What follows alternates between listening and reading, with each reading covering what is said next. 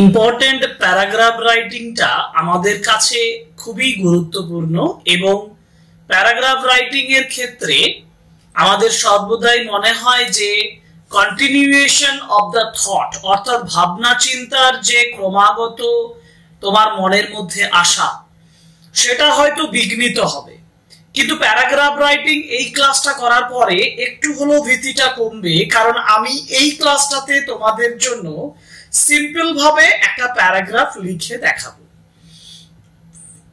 মাধ্যমিক এক্সামিনেশনের ক্ষেত্রে অথবা যারা ক্লাস 11 অথবা ক্লাস 8, 9 এই ক্লাসগুলোতে প্রিপারেশন নিচ্ছ তাদের জন্য এই ক্লাসটা খুব গুরুত্বপূর্ণ, কারণ আমি বললাম যে সিম্পল ওয়েতে প্যারাগ্রাফ রাইটিং এর যে প্রসেস, কিভাবে তুমি ভাবনা চিন্তাটা নিয়ে আসবে, কিভাবে তুমি সেন্টেন্স গুলোকে সরলভাবে লিখবে সেটা বুঝিয়ে দেব।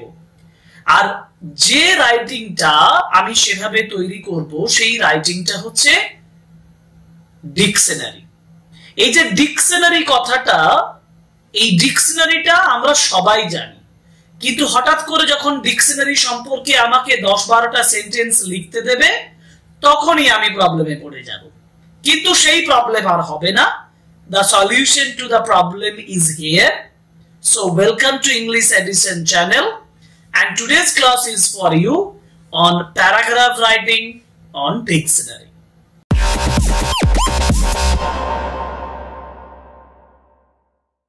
আমি প্রথমে তোমাদের জন্য কোয়েশ্চেনটা পড়ে দিচ্ছি। কোয়েশ্চেনটা দেখো স্ক্রিনে আছে। Write a paragraph within 100 words on the benefits of using a good dictionary.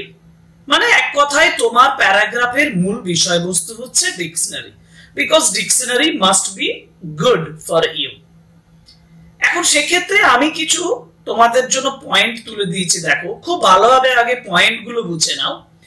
পয়েন্টগুলোতে বলেছে ফ্যামিলিয়ারিটি উইথ নিউ ওয়ার্ডস। আচ্ছা, ওই পয়েন্টটা যাবার আগে একটা কথা বলি যে আমি যদি ডিকশনারি সম্পর্কে প্রাথমিক একটা সেন্টেন্স লিখি, তুমি কি লিখবে?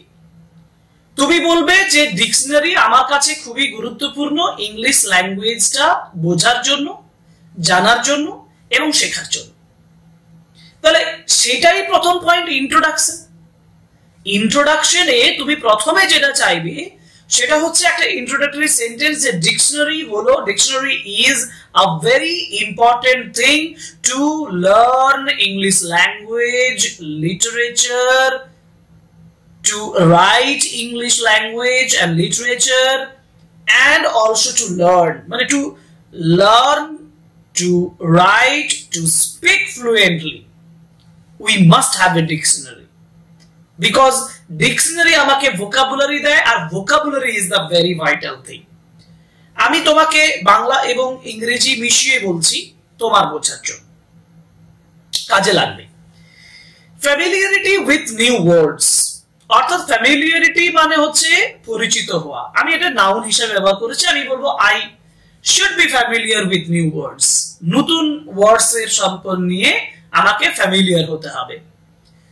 সেকেন্ড যে পয়েন্টটা দিয়েছি দেখো, ডেভেলপস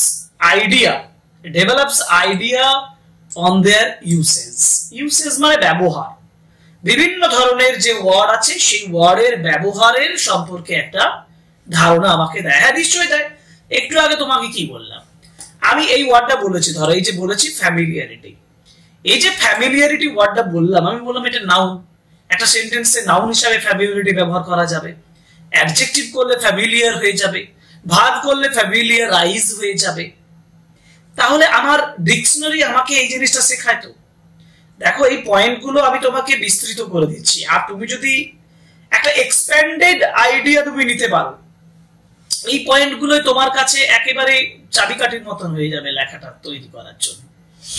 থার্ড পয়েন্টে যাই, বলেছে helps in learning a language better. একটা ল্যাঙ্গুয়েজকে শেখার জন্য এটা কিন্তু আমাকে সাহায্য করে। আমি ইংলিশের ক্ষেত্রে লিখবো কারণ আমি ইংলিশ ল্যাঙ্গুয়েজের উপরেই প্যারাগ্রাফটা লিখছি, আমি তো বাংলা বা অন্য কোনো ল্যাঙ্গুয়েজে যাব না এখন।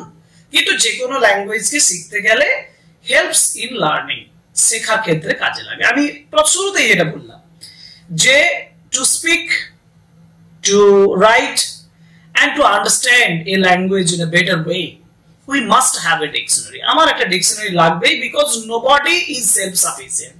কেউ self sufficient নয়, nobody is apt enough to speak any word. যে কোনো ধরনের কথা ওয়ার্ড বলার ক্ষেত্রে সবাই নিপুণ নয়, সুতরাং dictionary is a very important thing. তারপরের point, grows curiosity about language. Language সম্পর্কে তোমাকে একটা কিউরিওসিটি দেবে, একটা আগ্রহ তৈরি করবে। and increases writing skill. সেই একই কথাগুলোকে ঘুরিয়ে বলছে, আমি তোমাদেরকে সিম্পল ওয়েতে কিছু সেন্টেন্স তৈরি করে দেখাবো এবং সেই সেন্টেন্সগুলো কিভাবে আমি তৈরি করলাম সেই বিষয়টা একটু ভালোভাবে বর্ণনা করে দেব, এবং তুমি নিজের থেকে লেখার একটা ভাবনা চিন্তা শুরু করো। কারণ অনেকেই তোমাকে বলবে এটা একটা সহজ পদ্ধতি, ওটা একটা সহজ পদ্ধতি আছে, সহজ পদ্ধতি নিয়ে বড় মহান কিছু করা যাবে কি? বেশি বলা উচিত নয়, আমি বেশি বলবো না, আমি সরাসরি পরের পেজে চলে যাচ্ছি। দেখো, মানে আমি যেখানে গিয়ে তোমাদেরকে 1 by 1 সেন্টেন্স তৈরি করে দেখাবো, আমি একটা সেন্টেন্স তৈরি করেছি, ভালোভাবে দেখো। ইন্ট্রোডাক্টরি সেন্টেন্স তোমার জন্য উপকারী। সেটা হচ্ছে যে a dictionary is a perfect companion of A learner. A dictionary মানে একটা ডিকশনারি, পারফেক্ট কম্পেনিয়ন মানে পারফেক্ট মানে যথাযথ, কম্পেনিয়ন মানে সঙ্গী। তাহলে ডিকশনারি হচ্ছে, a dictionary is a perfect companion, এটা একটা যথাযথ সঙ্গী অফ এ লার্নার, একজন কার কাছে? যে শিখছে, যে শিখছে, ছাত্র বা ছাত্রী, যে ল্যাঙ্গুয়েজটা শিখছে। কেন ছাত্রছাত্রী না হলে যে কেউ হতে পারে, অর্থাৎ লার্নার, তাই না? তাহলে একজন লার্নারের ক্ষেত্রে ডিকশনারি হচ্ছে একটা পারফেক্ট কম্পেনিয়ন। সিম্পল সেন্টেন্স দেখো, এটা বুঝতে তোমার 1 সেকেন্ডও সময় লাগবে না। A dictionary is a perfect example, perfect companion of A learner. Note করো, খাতায় নোট করো, বুঝে লিখো। পরের সেন্টেন্স যাই, ইট অফার্স, এটা অফার করে, ইট অফার্স, এটা অফার করে নিউমারাস বেনিফিট। নিউমারাস মানে নাম্বার অফ, আমি নিউমারাসের জায়গায় নাম্বার অফ লিখতে পারি। ইট অফার্স এ নিউমারাস বা এ নাম্বার অফ বেনিফিটস। বেনিফিটস মানে হচ্ছে সুবিধা। ইট offers numerous benefits for someone, কারো জন্য সুযোগ তৈরি করে, who really wants, যে সত্যিকারের চায়, who really wants to learn well, যে really শিখতে মানে really wants to learn, যে শিখতে চায়। দেখো, আমি সেকেন্ড সেন্টেন্সে বলেছি এ অনেক সুযোগ দেয়, ইট অফার্স নাম্বার অফ বেনিফিটস, অনেক সুযোগ করে দেয়, অনেক সুবিধা দেয়, ফর সামওয়ান, একজনের ক্ষেত্রে, who really wants to learn well, যে ভালোভাবে শিখতে চায়। আচ্ছা, হয়ে গেল। এবার ইট মেক্স ওয়ান, প্রথম যে বেনিফিট, প্রথম বেনিফিট, ফার্স্ট বেনিফিট, প্রথম সুবিধা। ডিকশনারি ব্যবহার করার প্রথম সুবিধা হচ্ছে নিউ ওয়ার্ডস জানতে সাহায্য করে। আমি লিখেছি it makes one familiar with new words. It makes one familiar with new words. Okay, মানে একজনকে ফ্যামিলিয়ার করে, পরিচিত করে নিউ ওয়ার্ডস, নতুন শব্দগুলোর সাথে। ক্লিয়ার হয়েছে? আচ্ছা, ক্লিয়ার হলো। এরপর বলবো যে আমার যে ভোকাবুলারি, সেটার জন্য তো ডিকশনারি, তাই না? তাহলে ইট ইনক্রিজেস, এটা ইনক্রিজ করে, এটা বৃদ্ধি করে। It increases, a dictionary increases the store of vocabulary, vocabulary যে স্টোর, যে জমাটা, মানে যে সঞ্চয় ক্ষেত্র, সেই সঞ্চয় ক্ষেত্রটাকে বৃদ্ধি করে। আর তারপর না, ইভেন্চুয়ালি, ঘটনাক্রমে, দিস লিডস, যদি তোমার ভোকাবুলারি বাড়ে তাহলে তোমার কি হবে? তোমার একটা ওয়ার্ডের আন্ডারস্ট্যান্ডিং বাড়বে, বুঝতে পারবে সহজে, তার ব্যবহারটা পরে করতে পারবে, ইউসেজটা ইম্পর্টেন্টলি হয়ে দাঁড়াবে, আর মিনিংটাও জানবে। তাহলে ইভেন্চুয়ালি, মানে যখনই স্টোর অফ ভোকাবুলারি বাড়বে, eventually this leads to the understanding of meanings and usage. Eventually, ঘটনাক্রমে, দিস লিডস টু, এটা লিড করবে to the understanding of meanings and usage, meaning এবং ইউসেজের ক্ষেত্রে আমাদের যে আন্ডারস্ট্যান্ডিং, আমাদের যে বোঝাপড়া সেটা বাড়াতে সাহায্য করবে। আমি কি খুব জটিল লিখেছি? নিশ্চয়ই না। আচ্ছা দেখো পরের সেন্টেন্স হচ্ছে যে dictionary teaches how to use words effectively in sentence. হ্যাঁ, ডিকশনারি একটা সেন্টেন্সে ওয়ার্ড গুলোকে কিভাবে ইফেক্টিভলি ব্যবহার করা যায় সেটা শেখায়। ডিকশনারি মানে this teaches how to use words. This teaches মানে এটা শিক্ষা দেয় how to use কিভাবে ব্যবহার করতে হয়। This teaches how to use words effectively in sentence. সেন্টেন্সে ইফেক্টিভলি কেমন ভাবে ব্যবহার করা যায়।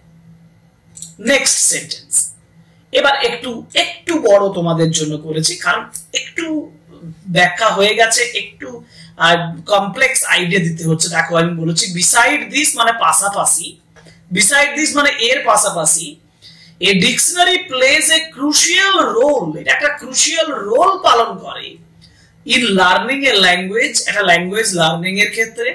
যেহেতু অ্যাজ, আমি এই অ্যাজ না দিয়ে এটাকে আলাদা করে দিতে পারতাম সেন্টেন্সটা, মানে ইট এক্সপ্লেন্স, কি কি এক্সপ্লেন করা যায় একটা ডিকশনারি তোমায় কি কি দেয়? ইট এক্সপ্লেন্স প্রোনাউন্সিয়েশন মানে উচ্চারণ, অরিজিন অফ ওয়ার্ডস, ওয়ার্ডস কোথা থেকে সৃষ্টি হলো, কোথা থেকে আসছে সেটা, এন্ড গ্রামার রুলস। আবার বলছি বিসাইড দিস পাশাপাশি a dictionary plays a crucial role in learning a language, একটা ল্যাঙ্গুয়েজ শেখার ক্ষেত্রে। as it explains pronunciation, যেহেতু এটা এক্সপ্লেন করে প্রোনাউন্সিয়েশনে, অরিজিন অফ ওয়ার্ডস, ওয়ার্ডসটার সৃষ্টি সম্পর্কে, এন্ড গ্রামার রুলস, এবং গ্রামার রুলস এর ক্ষেত্রে। ঠিক আছে, ওকে। পরের sentence a dictionary can engage us in language. Dictionary আমাকে ল্যাঙ্গুয়েজের ক্ষেত্রে এনগেজ করে। Regular use of a dictionary improves writing skills, এটা রাইটিং স্কিলসটাকেও বৃদ্ধি করে। Regular use of a dictionary, regular use of a dictionary improves writing skills, improves মানে উন্নত করে, develops writing skills, writing স্কিলসটাকে বৃদ্ধি করে। ঠিক আছে, আর লাস্ট যে সেন্টেন্সটা, so with the company of a good dictionary, একটা গুড ডিকশনারির সাহায্যে, with the company of good dictionary only one's power of expression, একজনের প্রকাশ করার ক্ষমতা, ক্ল্যারিটি পরিষ্কার আইডিয়া প্রকাশ করার ক্ষমতা, কমিউনিকেশন যোগাযোগ, can work effectively যথেষ্ট প্রভাবকারীভাবে কাজ করতে পারে, and confidently বিশ্বাসযোগ্যভাবে in both speech and writing, speech এবং রাইটিং এর ক্ষেত্রে। আবার বলি এটা তোমাদের একদম concluding sentence. So with the company of a good dictionary only one's power of expression, clarity, communication can work effectively. পুরো ভালোভাবে শোনো মন দিয়ে। with the company of a good dictionary only, একমাত্র ভালো ডিকশনারির সাহায্যে one's power of expression, একজনের এক্সপ্রেশনের যে পাওয়ারটা, ক্ল্যারিটিটা, কমিউনিকেশন, ক্যান ওয়ার্ক ইফেক্টিভলি ভালোভাবে কাজ করতে পারে, এন্ড কনফিডেন্টলি কনফিডেন্সের সঙ্গে কাজ করতে পারে, in both speech and writing বলা এবং লেখা দুটোর ক্ষেত্রে। বোঝা গেল? আশা করি বোঝা গেছে এবং আমি বোঝাতে পেরেছি। এই আশা নিয়ে আজকের ক্লাসটা শেষ করব। কিন্তু ডিকশনারি সম্পর্কে তুমি যদি 8, 9টা 10টা সেন্টেন্স এরপরে না লিখতে পারো, তাহলে বুঝবো তুমি এই ক্লাসটা কমপ্লিটলি করোনি। আর এই ক্লাসটা কমপ্লিটলি করার পরে আশা করব ডিকশনারির উপরে প্যারাগ্রাফ লেখাটা তোমার কাছে কোনো বিষয়ই নয়। কিন্তু যে বিষয়টা তোমাদেরকে দিয়ে ক্লাসটা শুরু করেছিলাম সেটা হচ্ছে আমি প্যারাগ্রাফটা লিখবো কিভাবে। এটাই প্রসেস, যে আমি যে পয়েন্টস গুলো পাবো সেই পয়েন্টস গুলোকে সংক্ষিপ্ত সিম্পল সেন্টেন্সের মাধ্যমে ছোট ছোট করে লিখে এক্সপ্রেস করব এবং নিজের যে ধারণা সেই ধারণাটাকে এর সঙ্গে যোগ করব।